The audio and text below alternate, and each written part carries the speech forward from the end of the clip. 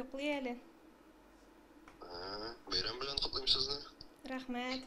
Чулпан Мөхәммәдуллина бүген бәйрәм котлауларын телефон аша кабул итә. Нәнизиләгә дә әтисеннән тәбрикләүләр яңгырый. Бу аның тормышындагы 1-8 март. Кызының дөньяга аваз салуын Чулпан аеруча зарыгып көткән. Чөнки табиблар алдан ук ул бәйрәм көнендә туарга мөмкин дигәннәр. Бу безнең өчен бик зур бүләк иде инде. Барлык гаиләбез өчен. Әни булу иң зур бәхет дип уйлыйм. Борчылган вакытларда була, шатланган вакытларда була. Хәлигез ничек? Башта яхшы, рәхмәт. Мөхәммәдуллиннарның бу икенче балалары Әмилә исемле кызларына 3 яшь, әтиләре малай турында да хыяллана. Малай артынан әлбәттә, ансы килергә кирәк булачак. Башта миңа булышырга кирәк.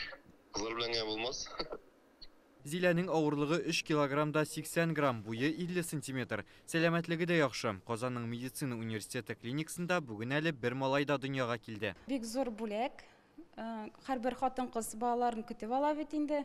Һәрбер хатын-кызга насыйп итсен балалар табырга. Бала тудыру йортында бүген бәйрәм рухы аеручадан нык сизелә. Һәр бәйрәмдә һәр гүзәл зат чәчәк бәйләменә лаек диләр. Һәм инде иң кадерле тормыш чәчәген әниләр үзләренә үзе бүләк итә.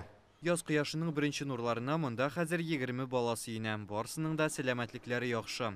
Рүзәл Шарипов, Рәмзил Гарипов, Яңа гасыр каналы.